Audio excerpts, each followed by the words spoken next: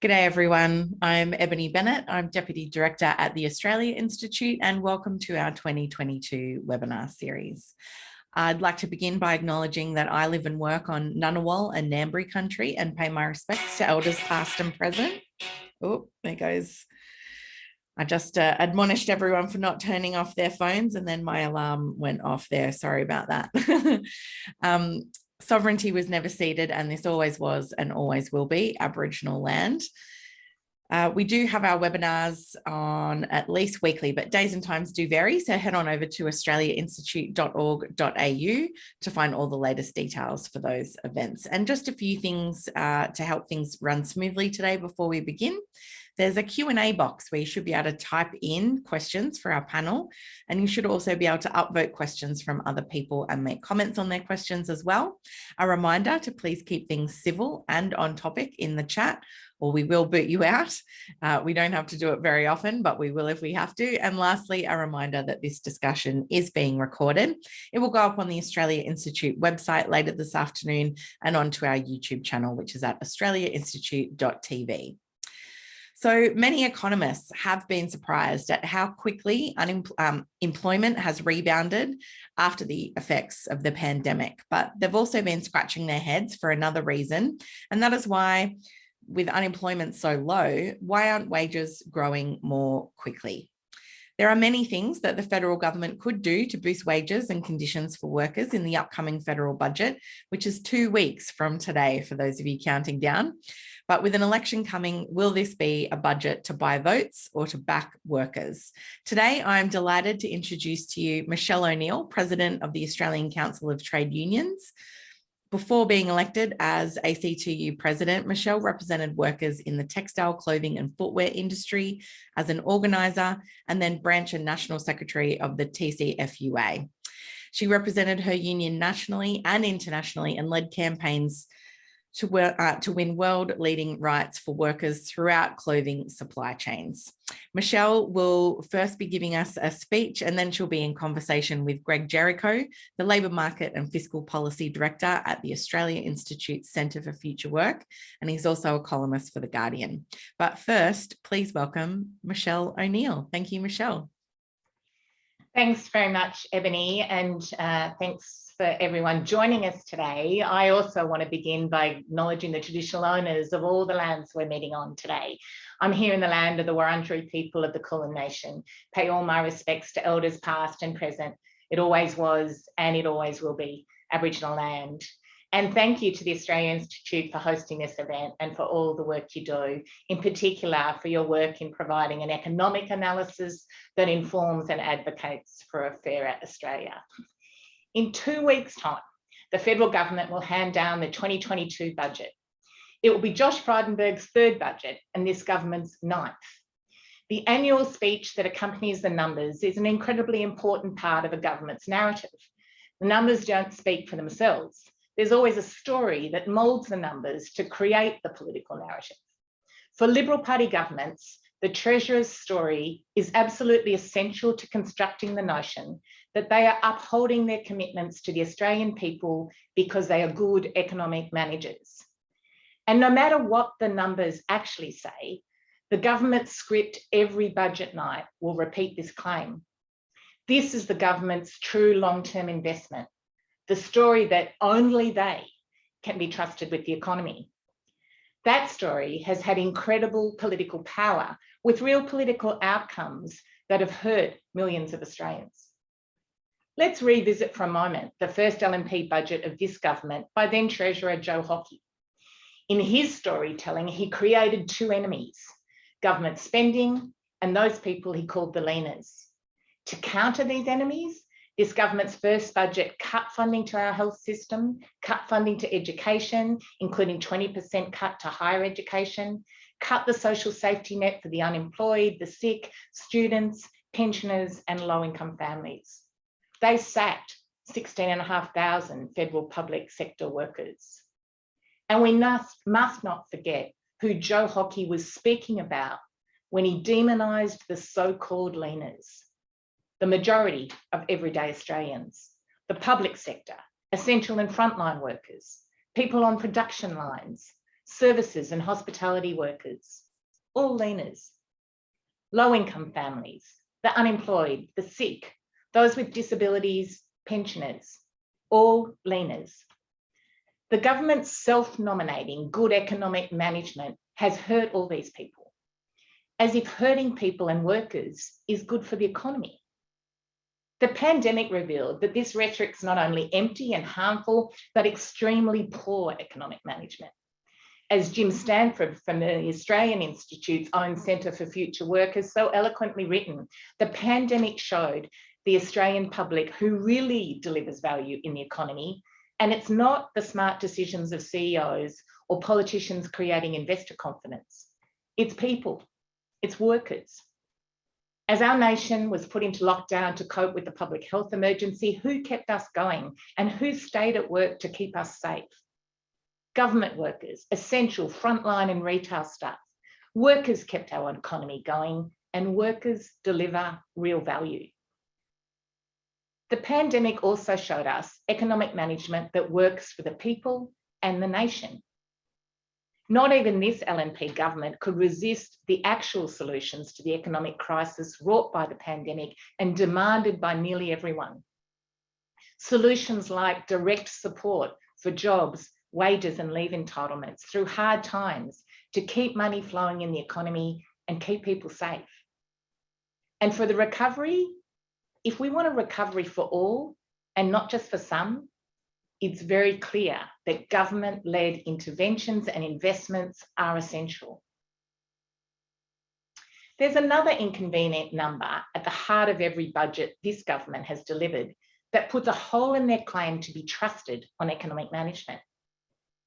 From Joe Hockey to Josh Frydenberg, from Tony Abbott to Scott Morrison, every single budget has predicted that wage growth is just around the corner. And every year under this government, Australians have instead suffered record low wage growth. After 9 years of coalition rule, Australian wages are way too low, and the problem is getting worse. The government and their decisions have baked low wage growth into Australia's economy. To use language made famous by Matthias Cormann, the finance minister at the time, to describe their design, low wages is a design feature of the labour market. Whether times are good or times are bad, whether unemployment is low or unemployment is high, wages have been growing too slowly. Wages are too low for Australian households to achieve a decent, stable standard of living. They are too low to support the consumer spending we need to continue recovering from the recession. And now they are way too low to keep up with accelerating inflation. They have suppressed wages in the public sector. Every year, they've failed to support improvements in the minimum wage. They've demonised workers and their unions trying to bargain for better wages. They've changed the laws so that casualising the workforce is easier for employers, and they've stripped away rights for workers. This is the context we must judge Josh Frydenberg's third budget on. In 2021, workers suffered the biggest pay cut in real terms that we've seen in over 20 years. As inflation has outstripped wages growth, a worker on the average income of $68,000 has effectively had an $832 pay cut. $832 pay cut. That's the average. But shockingly, it's actually worse for the workers who've been on the front line keeping the country going through the pandemic. Full-time workers in healthcare and social support have had their pay effectively cut by $967 last year. For those in transport, postal and warehousing, risking their health and safety to keep the nation running, they lost an eye-watering $1,497. Education and training workers lost $1,362, and admin and support services went backwards by $1,185. Peer beneath the inflation figures, and there's a similar story of extreme price rises hurting those who can least afford them. Petrol is grabbing the headlines. but family budgets are being hit from all sides. Childcare costs went up 6.5% last year, rising nearly 3 times faster than wages. And it's risen by even more than that in 7 out of the past 10 years. Rents are even worse, surging 9% last year, with experts predicting they'll go even higher this year. The cost of groceries is also outpacing sluggish wage growth. We've had nearly a decade of record low wage growth and nearly a decade of this coalition government. That's no coincidence. This is an Australian problem, not a global problem. Until 2013, wages in Australia were growing faster than the average in other industrial countries. Since then, they've almost ground to a halt, growing less than 1/3 as fast in real terms as the OECD average. The government has cheered on cuts to penalty rates. They walked away from their own laws to tackle wage theft. They don't support increases to the minimum wage, and they are not supporting aged care workers in their current fight for better wages. They've heavily capped the pay of their own workforce, the Commonwealth Public Service, and they've made it easier for employers to casualise staff. Insecure work is at the heart of this problem. To understand why, let's take a deeper dive into what's going on in Australian workplaces. The official unemployment rate of 4.2% is good news on the face of it. However, unemployment has mostly declined because of the impact of stimulus spending during the pandemic, combined with lower labour supply resulting from our closed borders. Morrison originally opposed JobKeeper, but unions fought for and won it. That program, combined with the coronavirus supplement and other income supports, was vital in preventing a much worse recession. However, the government did not attach adequate conditions to those programs to stop rorts and eliminated them far too soon. And even this encouraging unemployment rate is a poor measure for telling us what's really going on in the world of work. Firstly, in January, we still had close to 1 million people who wanted more hours but couldn't get them. This is supposedly at the height of employers being desperate for more workers in some sectors. Secondly, there are nearly another 1 million people marginally attached to the labour force. That means they're able to work, but were discouraged from looking the day they answered the survey. Thirdly, during Omicron, record numbers of people were officially employed, but were unable to work, either through illness, looking after others, or being forced to isolate. We estimate that 350,000 workers couldn't work at all, and a further 150,000 had to cut back on hours in January. 160 million hours of work were lost. A huge hit to workers' pay packets, all because of a let-it-rip attitude to the virus led by the federal government. Add all this together and nearly 3 million Australians either couldn't work or weren't getting enough hours. Another 2.4 million workers are casual with no right to get a shift tomorrow. Millions more are on labour hire, fixed term or sham contracting arrangements, minimum hours part-time contracts, are gig workers or suffering under other corporate strategies to cut their wages. Qantas is currently threatening their flight attendants with a staggering $27,000 pay cut by seeking to terminate their enterprise agreement. We also learned last week that a record number of Australians, 867,000, are now forced to work more than one job just to make ends meet. If you are one of these people, bargaining for a pay increase is difficult when your boss can so easily cut your hours or conditions. It's even harder if you're a woman. You're more likely to be in insecure work. You'll be paid $483.30 a week on average, less than a man, and you will receive little support to deal with your unequal share of caring responsibilities.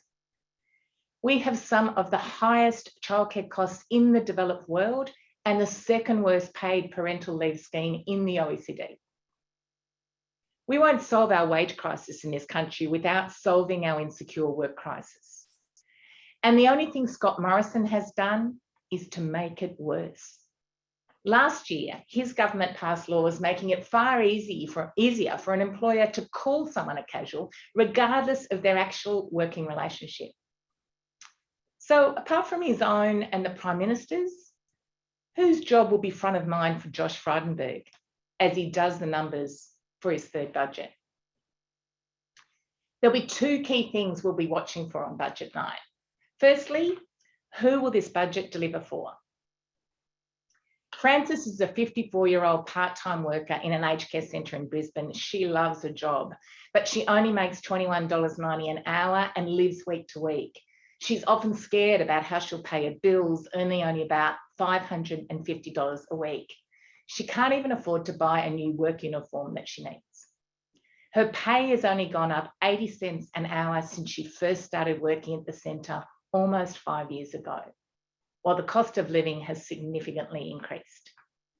She's only been able to save about $80,000 in super, so is terrified about retirement. Her aged care centre is understaffed in every area, often leaving her to do work with aged care residents, like dressing them, helping them to be mobile around the centre, that she's not qualified and certainly not paid for. Many of her colleagues, nearly all women, have left the centre because of burnout and insecure hours and wages. Frances wishes she could be full-time, but her employer continues to cut costs and use labour hire or just not roster on enough staff. She's never taken the 2 breaks she's entitled to on a shift because there just aren't enough staff. What will Frydenberg's budget deliver for Frances? Or is she just one of the Liberal Party leaners? Secondly, we must be all on alert for the budget fudges. If the Morrison government lives up to expectations, this budget won't be about backing workers like Frances, but will be aimed at buying votes and cauterising their wounds before an election. Here's our top 5 budget fudges that we'll be looking out for. First, they'll announce the Band-Aid on a gunshot wound, a small amount of funding for an area they've already made big cuts to. For example, the Morrison government has presided over an aged care sector urgently needing an extra $10 billion a year, according to the Royal Commission. Yet last year, Frydenberg announced a fraction of that. Even then, an aged care worker like Frances got none of it. Given the crisis in the sector is deeper than ever, expect another piecemeal announcement. Second, there'll be the regifting, trying to get more headlines off the same announcement.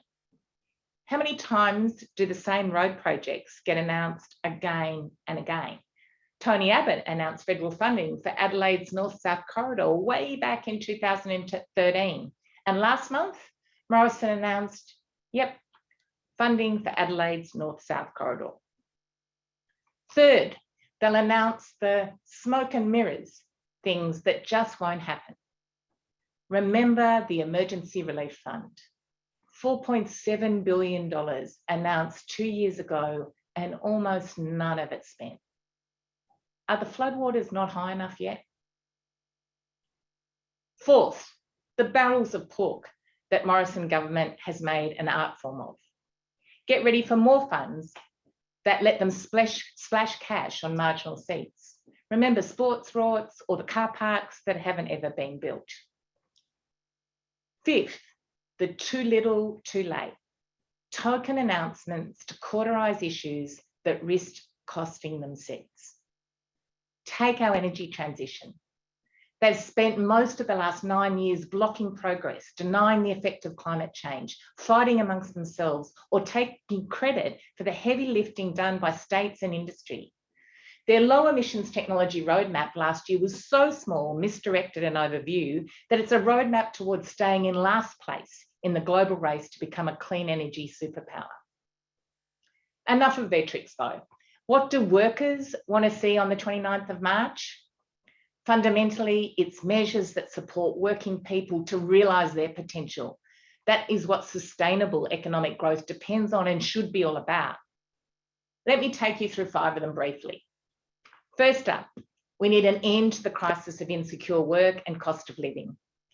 Changes to the laws to stop the many ways that employers turn secure jobs into insecure ones. A federal government prepared to argue that our national minimum wage should be a living wage and lifting pay caps in the public sector. Secondly, investing in the care economy, provide free universal early childhood education and care, and deliver fair and equal pay for those workers, nearly all women, nearly all underpaid and overworked, who educate our youngest and care for our elderly. Universal good quality childcare takes tremendous pressure off women shouldering most of the care burden. This measure alone is a tremendous boost to national productivity, an estimated $11 billion per year, because it allows those women to do more paid work if they choose. It also gives our youngest the very best possible start in life. Thirdly, invest now in good jobs to future-proof our country. Last year, we worked with the Business Council of Australia, ACF and WWF on a plan to make Australia a clean energy export superpower. With enough ambition and collaboration, we could create nearly 400,000 good jobs and $89 billion in value by 2040. We can also lower energy prices and make a safer climate. Nearly everyone is ready to play their part in delivering this if we have a federal government that will listen and act. Fourthly, rebuilding our TAFE and skills system, reverse the Morrison government legacy of severe funding cuts and neglect of TAFE and our vocational education and training system. And finally, and I can't believe we still have to say this, but we need all 55 of the Respect at Work recommendations implemented and 10 days paid family and domestic violence leave for all. But we will keep saying this and keep fighting for this until all women get the safety, respect, and equity they deserve. I hope all of this has armed you for budget night in 2 weeks' time. Will it be another budget of buying votes or backing workers? I'm guessing we'll see a tired, out-of-touch government again try to reinvent itself with some big promises. But the changes that are desperately needed for a better, fairer economy and society, don't hold your breath. The good news is that the Australian public will get to have a say on what they believe and what they think is important less than 6 weeks after that. Thanks very much. Thank you, Michele. Thank you for that very thoughtful and excellent speech that gives us much food for thought. I'm actually coming, once again, my name is Greg Jericho. I work for the Centre for Future Work here at the Australia Institute. I'm actually coming today from the land of the Turrbal and Yagara people. And I'm also in the whitest room in the history of all webinars, and I chose to wear a white shirt, which was very foolish. Before we get to dig into a few things, I do want to just, because it's me, I want to post a bit of a graph that I think will go to what Michele has been pointing out in the budget. Here are the wages predictions in the last, 8 budgets we've had since 2013-14. And you can see just a continual over-promising of wages growth to come. If if the 18-19 budget, for example, was correct, wages would be at 3.5% at the moment instead of struggling to get over 2%. So it's something that I kind of want to dig into first with you, Michele. Real wages last year took an absolute pummeling, the lowest really since ever, if we discount the GST introductions. But it's not just a one-off, and this is I think the problem is if it was just the pandemic or some sort of quirks with the data, you'd think it's okay, but it's been an ongoing thing.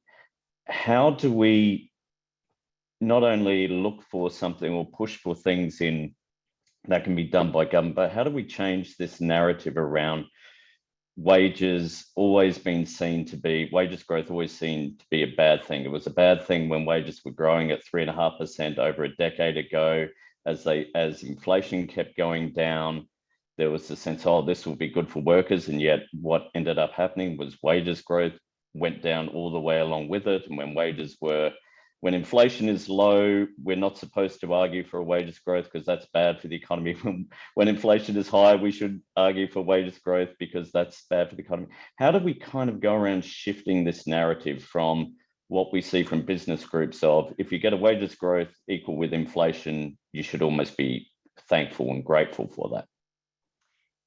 Thanks, Greg. And look, the business community always argues that it's a good time to keep wages low. Every year, the ACTU argues with them at the Fair Work Commission to increase award wages, including the national minimum wage for the country's low paid. And their argument goes something like this.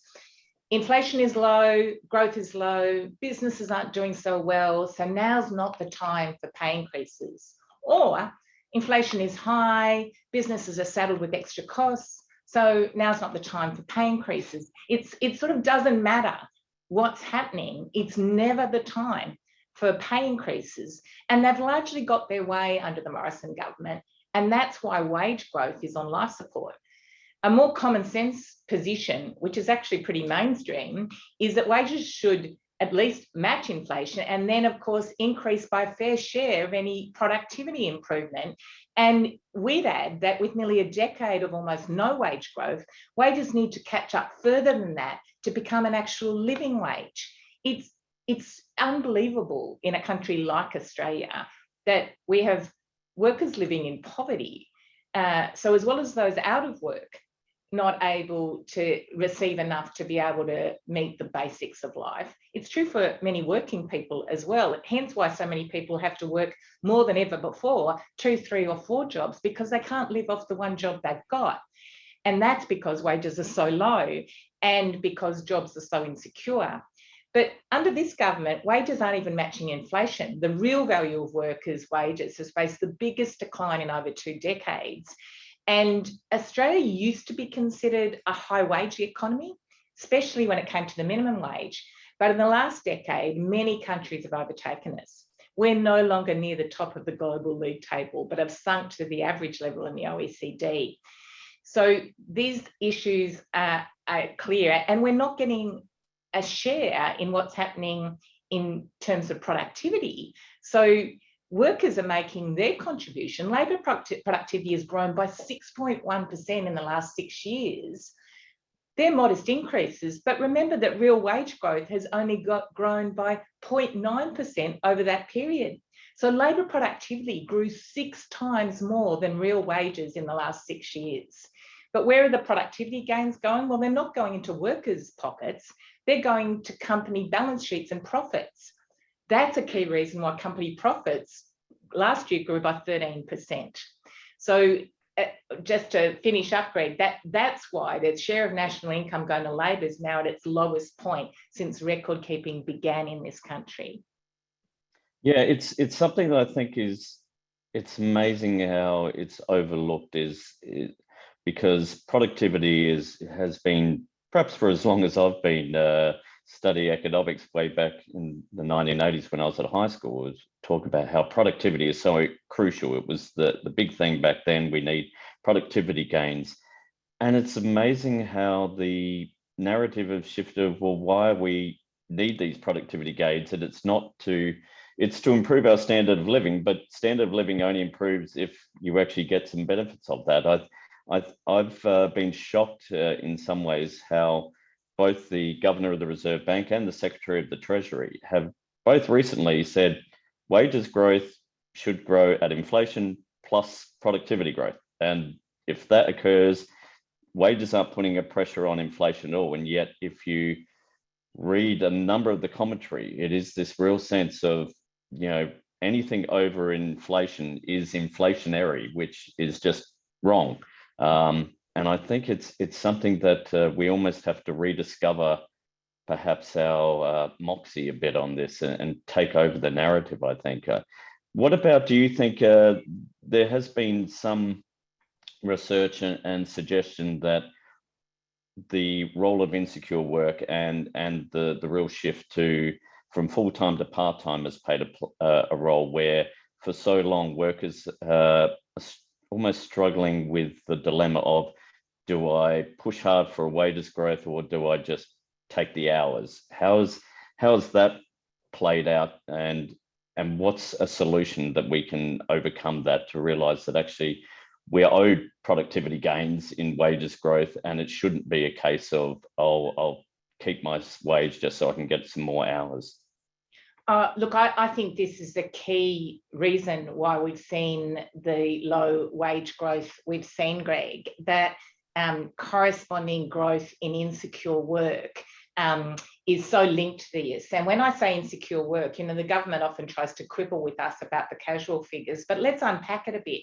When we're talking insecure work, we're talking about casual jobs, but we're also talking about workers employed by labour hire firm who don't have job security and are often paid less than the workers that are the permanent employees working alongside. It's also workers now in the gig economy who aren't often even treated as workers. We've seen the shocking examples of workers who've been delivering our food during the pandemic, who, 5 of whom were killed on the roads in 2020 in Sydney alone, who are told they're not workers, that they're contractors, and that somehow they're responsible for everything to do with their own employment relationship, as including things like workers' comp and safety and super. We've also got many workers who are on consecutive contracts that never end, who may now be in their 10th, 15th year of a contract that just keeps stopping at the moment where they should be entitled to some leave, and then starting again, doing exactly the same job that is clearly a permanent job, but not treated as permanent workers. And then you have a lot of workers that are increasingly employed as part-time workers, but part-time workers on minimum hours. So it's not like they are workers that say, oh, well, I only want to be able to work 3 days a week, and that's no longer the pattern. The pattern is workers, according to the employer, are given a minimum number of hours as a part-time worker, but then it's pushed up or down depending on the whim of the employer about how much work they want to give that worker that week. And all of these things combined mean that all of these workers are in a situation where they can't predict or have any certainty about how much they're going to earn day to day, week to week, month to month. So their capacity to plan for a life, plan for a good life, be able to do things as simple as sign a rental agreement, a lease, or let alone enter a mortgage, be able to take their kids on a holiday, all of these things are out of their reach because they just don't know if they're going to have a job or how much they're going to earn. So I think addressing insecure work is critical to addressing low wages, and these things can be done. We're not, we can look for examples around the world as well as what we know works in Australia. So a genuine definition of casual that stops this rort of people being called casual who are actually permanent workers. There's a role for casual workers, but the number of people we call casuals now in Australia with the federal government's changes to the laws last year does not reflect genuine casual work. We can have a limit on the number of consecutive contracts that you do before you're required to be given a permanent job, a genuine right to convert from casual to permanent, treating gig workers as workers, giving them the rights that any other worker would have. These are some of the things that would make a real difference in terms of addressing insecure work. And I think one of the things, and I'm mindful of the time, so I want to move on to one of the things that I think links in very nicely with that, with the difficulties of work and needing to be able to actually do so while raising a family, is your mention about childcare and free childcare, which I guess I'd just like to tease that out a bit more. How young are you suggesting we should be starting, and really just go to the benefits you see from that? Because to me, it seems to be one of those issues where it's both sides of the coin, that it need to be addressed and can be addressed through childcare, because it's not just helping women, mostly women, let's be honest about this, stay in work when they're having children and thus raising the participation rate, but who are most likely to be the actual workers in that sector? It's women, and how well paid are they? Generally poorly. So it's one of those issues that I think we can get a win-win on both sides, not only with participation and productivity and raising the actual production value in the economy, but we can also address sort of low paid workers at the same time. How do you see all that working and playing out? Look, Greg, you are so right. This is such a classic example of something that if we addressed properly in this country, it would have so many benefits. Benefits for our youngest, because what we know about children is that those first 5 years of life are the most critical time. Your brain grows more than in any, and learns more than at any other time in our whole life. So having good quality education and care delivered to our youngest will pay off forever in terms of what happens as people grow older. It's critically important in terms of women's participation, as you say. In Australia now, women's workforce participation is at 61%, and men's is at 70%. And again, that's a bigger gap. In many equivalent countries in the world, you don't see that bigger gap. And one of the reasons we see it is because of the crippling costs of early childhood education and care. Childcare has soared, the cost of it, by 39% since 2013, and by 6.5% just last year alone. And we've got one of the most expensive early childhood education and care systems in the developed world. And we spend the least on pre-primary education as a percentage of GDP. And quality of early childhood education and care is, of course, tied directly to staffing, and the workers in this sector, who are more than 90% women, are underpaid and overworked. They're predominantly in insecure work, and that's why the sector is struggling to hold on to workers. So we know that dealing with addressing the pay and conditions, and this is a microcosm of really a problem we have about undervaluing work traditionally done by women in Australia. And you can look at early childhood as a very clear example of this, but of course there are many, many others. But valuing that work properly, paying the workers properly would address the labour shortage in that sector. There's a projection that this is just going to worsen. There was already a projection that 30,000 more educators and 7,000 more early childhood teachers are needed by 2024, and making those jobs secure, paying them properly, valuing that work properly would address that.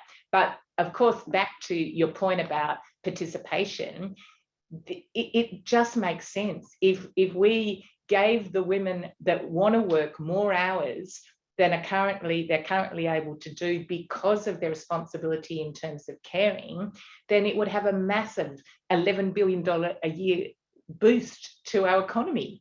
So it is really short-sighted to not address having a free and accessible, good quality early childhood education and care sector. And of course, for that tantalising moment in 2020, we had it, 3 months of free universal education and care for our kids, but it was given and then snatched away.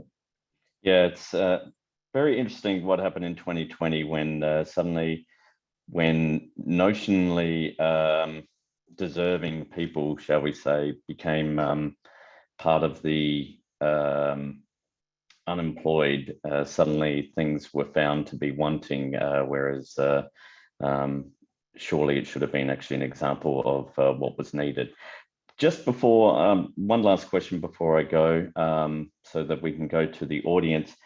What are you expecting in terms of the budget that, I guess, the sort of one-off little, as you were saying, the Band-Aid on the gunshot wound, I think it was, because obviously the problems with cost of living, petrol prices rising and everything, is there a concern that there is going to be a number of things that are almost, let's get us to the election, and aren't going to address the structural things? And how do you, I guess, address the fact of some of these things will be good, but the temporary nature of them won't be actually good, and how do you sort of combat that to ensure it's not just they're actually doing good stuff, but to be able to highlight the problems? Greg, I think we could pretty much bet on the fact that there'll be plenty of sweeteners, election sweeteners in this budget. I suppose, you know, the real question is that after 9 years of being in power, are people going to believe that a short-term present or gift is really going to make a long-term difference? And what we know about low wage growth and insecure work is that it's not a short-term gift that's needed. What's needed is structural change that will mean that we have a fairer share of Australia's economy and growth going towards workers, and also that we have building a labour market that's resilient and capable of delivering what's needed for the long term. It's actually in nobody's interest to have the sort of rates of insecure work that we have. So I think, look, you know, people are hurting. The cost of living is dramatic. The cost of petrol, you know, I know there's working people that are making that terrible choice about, do I fill up my car or do I, you know, pay for the groceries I need to feed my family? I was in Tasmania last week, and worker after worker was saying to me, you know, my grocery bill, someone was saying their grocery bill in the last 6 weeks had gone up $130 a week, and it just wasn't possible for them to be able to keep doing that. So I wouldn't be surprised if there's something around the fuel excise. I wouldn't be surprised if there's something around short-term issues in terms of support for cost of living, and maybe, again, that might be in relation to tax. But what I'm going to say is that they won't fix the problem. And we've had nearly a decade now of cuts to things, you know, let's take TAFE and higher education. Throwing some money now at TAFE or at vocational education and training is piecemeal. There was 60,000 fewer apprentices in training in June of 21 compared to June of 2013 when the coalition came to power. I mean, we've seen funding to TAFE and VET being $8 billion lower since the coalition government was elected. Now, a short-term boost to that funding is not enough. We need long-term sustainable growth in this so that we are supporting our regions. You know, TAFE is so critical to our regions, supporting the skill development we need to shift our economy into one that is sustainable in the long term. And I'm not, as I said, holding my breath, Greg. I might jump in there. Yes, please do, Ebony. Thank you so much, everyone. I can see we've got some great questions here. So just a reminder, if you do have a question for Michele or Greg, you can type that in and I'll see it here. Michele, the first one I wanted to ask is from Eve Stocker, and she says, if the economy is recovering so strongly, as is being stated, could you explain where all the profits are going if they're not going to increase wages for people? I'll go to you first on that, Michele. They're going into company profits. They're going at straight, and in fact, companies are not then reinvesting that into the economy, into capital. Like we've seen this massive, during the pandemic, increase, temporary though, of government spending, but you did not see a corresponding significant increase in corporate spending. They're not doing their lifting. In fact, most of the boost in spending came from people just spending their savings and spending what they weren't doing other things with during the pandemic. So business is grabbing those profits, not reinvesting them. You see a higher inequality. You know, it is shocking, isn't it, that we saw during the pandemic inequality in Australia and globally rise so dramatically. And I think this is, you know, incredibly irresponsible in relation to business, that they are not doing their bit in terms of taking what is in fact been a highly profitable period and putting that money back in to wages, but also into capital investment, also into what's needed to future-proof the economy that we have. Greg, did you want to add anything to that? No, I mean, well, other than Michelle's spot on, where have the profits gone? They've gone to profits. And it's not just, some of the figures can get distorted when you throw in the mining sector, but even when you look at the non-mining sector, the past 5 years, profits have well outstripped the growth going to workers. And in the pandemic has skewed things a bit, but even before the pandemic, it was at sort of almost a record gap of where the breakdown of income was going. And as Michele said before in the Q&A, there's a smaller share of national income going to employees now than ever before in recorded history. The ABS started recording them in the late 1950s, and we're below that level, which is just astonishing, really.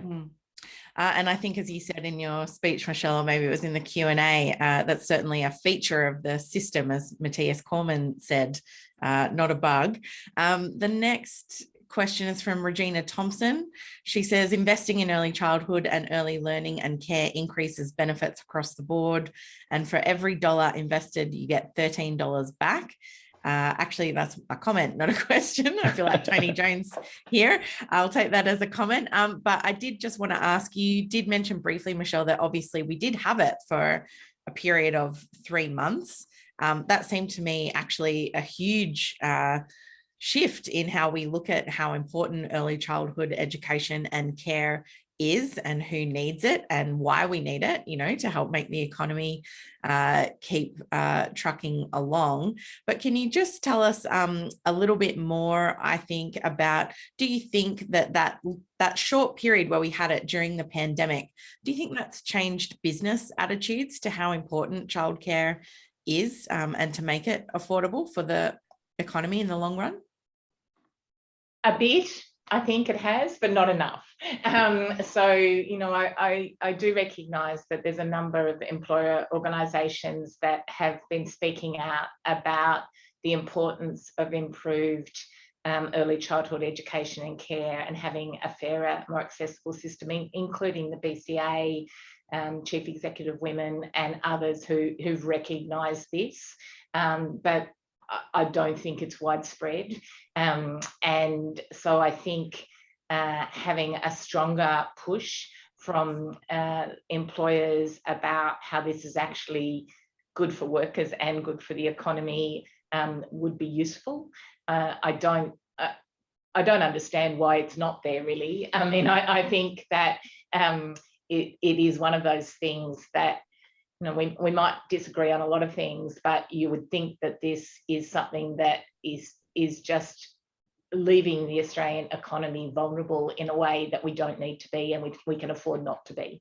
So I really wish more in the business community would step up and take this on as an issue. And the other one on that, Ebony, that I didn't mention, but is important, as well as early childhood education and care being free and accessible, is of course improved paid parental leave. Like, again, we've got a really poor system, the second worst in the OECD, and this links to women's participation in work too.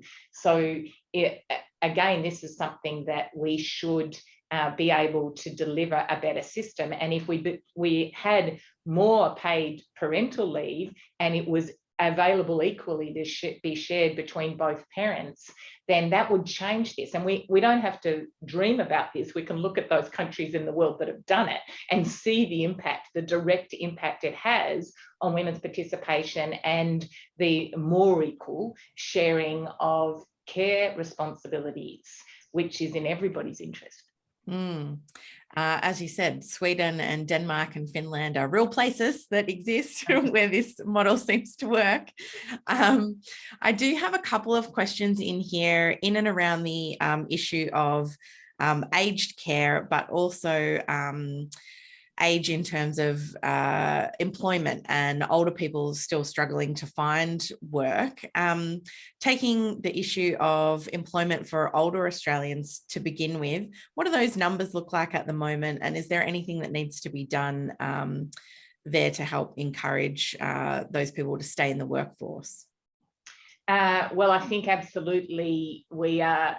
There's many older people that want to be able to stay in the workforce, but for multiple reasons aren't able to.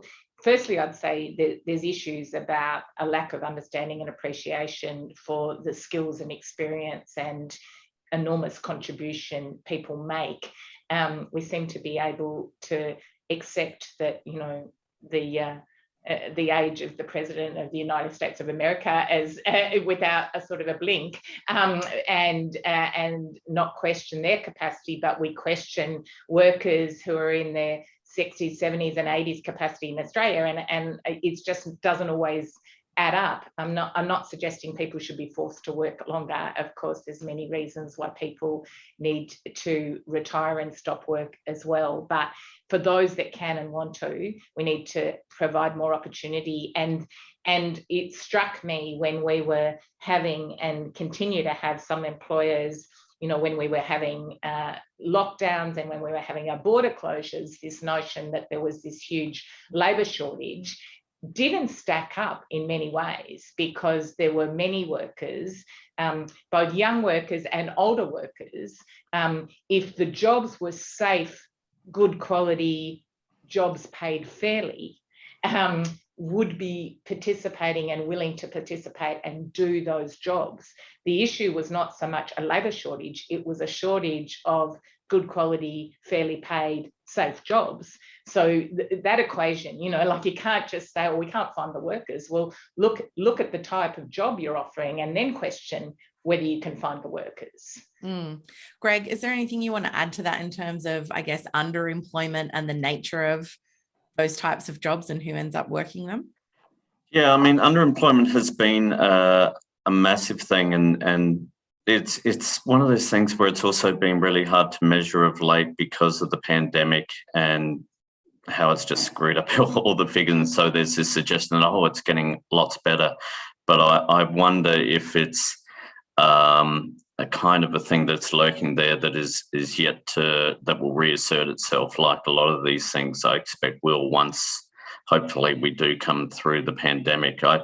I think going back to what both you and Michele were sort of mentioning about, not only the childcare aspects, but the boost to JobKeeper, the boost to not JobKeeper, Jobseeker. God, all these stupid terms, these corporate speak kind of terms. To me, 2020 was just a perfect example of how well the economy actually can help out people when things go bad, and we were able to keep people out of poverty. In fact, we reduced poverty to, I think, fairly historical lows because of the increases in Jobseeker. And it was this sense of, no, this isn't just this shouldn't be a one-off thing. This should be an actual sign that we can do this. It's good for the economy. It kept people spending money. It kept businesses going. It meant that when businesses reopened, that they didn't have to rehire workforces like labourers like you normally have to do coming out of a recession. They were there. They were ready to go. And to me, it just was such a wonderful example of what can be done, and how wrong perhaps we've gone about thinking about economic downturns and all these things. And yet it's been ditched, straight away. It's like, we don't need lockdowns anymore, so let's get rid of all these excellent things that have worked and showed to work, and suddenly we're back in the old, if Jobseeker is too high, people won't want to work, which is truly absurd.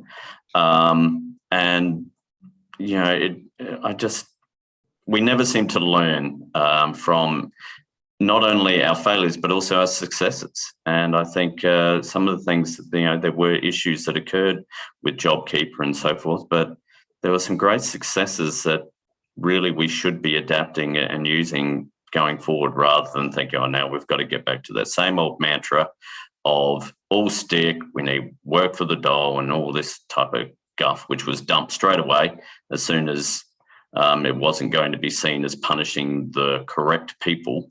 And I just think, come on, surely as a nation we can learn from these things and realise that things like poverty are not a natural thing. They're very much a choice. And I hope, and the same with low pay in things like childcare and aged care. This is not a natural state of affairs. It is a choice, and it's not a choice that we should have to put up with. We can fight for better, I think. Can I just jump in to agree with Greg there, Ebony? You know, these are deliberate design choices, and the notion that we, you know, did the cruelest thing, which is actually, you know, double that amount of Jobseeker, you know, house homeless people, you know, did these things. It showed that it was possible, but then to plunge people back into poverty, plunge people back into homelessness, and not think about what the long-term consequence of that was, I think is shocking and cruel, as I said, but also, you know, it's not in anyone's interest. It ends, even if you don't care about people, it ends up having a long-term detrimental effect in so many other ways in terms of health and other impacts on our society and community. So I mean, it is frustrating that we showed that it was possible, but my view is that basically the government was forced to act in a way that was not in keeping with what they believe. They did it for as short a period of time as possible and then turned back and, to mix my metaphors, showed their true spots. Yeah. The last question I've got here is from Mike Sadler, and he talks about people doing it tough and the need for raising the rate of we've just been talking about on welfare, but also the need to fight for real full employment and help for people who need time to retrain. Just wondering, you've talked a little bit about TAFE and how important that is. Could you just go to that idea of people needing to retrain and how long that takes, why it's so important, and that idea of full employment? Look, I think that education and training and the opportunity to retrain is so important. I know this very well from the industry and sector that I spent a large part of my life working in, and saw what the impact was on those textile, clothing and footwear workers of being treated as disposable, you know, not just their jobs being made redundant, but those people being made redundant when they had so much skill and experience and willingness to keep working and offer. But we failed miserably in terms of our recognition of that and our support for the changes that they needed help with. So I think we see that time and time again, that we should invest in making sure that people have opportunity to train and retrain throughout their working life. But the key problem of this is the privatised nature of what we've done with vocational education and training. We've basically let it be rorted. We've let dodgy private operators come into this space who don't deliver quality training, rip off people, make huge profits. It doesn't work for the people that are trying to get education and skill and an opportunity to work in other areas. And of course, it doesn't work in terms of public expenditure because it's such a rort and a waste. So I think that's why I talk about public TAFE being so critical to changing this. Also about getting those skills into our regions. Like when you think of what's happening with our economy, we know in terms of the need, the clean energy exports I was talking about, you know, if we're going to build economic change that is believable to people who are working in fossil fuel communities, then it has to be tangible. It's got to be real. You know, the skills have got to be there and the jobs have got to be there. We can't just expect people to believe in a wing and a prayer here. So I do think that our notion of employment does need to change. It isn't good enough to think we've fixed it if unemployment has a 4 or a 3 in front of it. We need to massively increase and move to full employment, and education and training and opportunity for new and different industries and sectors with the workers with the right skill is critical to delivering that. Yeah, thank you. A shout out to Bombardary Theyve that trained both my dad and my brother in different auto trades back in my hometown. So important for the regions. You're absolutely right. We are going to have to wind it up there. Thank you so much for your wonderful questions, everyone. There was great questions in there on increasing union membership, tackling neoliberalism, and whether or not the government still has a strong reputation when it comes to economic management. I'm sorry we couldn't get to them all. We had more than 800 people registered for this event, so there were a lot of questions. Thank you so much, Michele O'Neil and Greg Jericho. Thank you, everyone, for coming today. We really appreciate it. You can check out some more coverage of Michele's speech at The Guardian today, and I think she's done several radio interviews as well if you want to catch up with those. Head on over to australiainstitute.org.au to sign up for our upcoming webinars, including tomorrow. We'll be talking to Ed Coper about his new book, Facts and Other Lies and the Disinformation Age. That's as part of the Australia Institute's Centre for Responsible Technology. Thank you so much for joining us today, everyone. Take care out there, and looking forward to the budget. 2 weeks from today, we'll have heaps of coverage here at the Australia Institute and with the Centre for Future Work as well. We hope to see you there. Thanks again. Bye-bye, everyone. Thanks very much.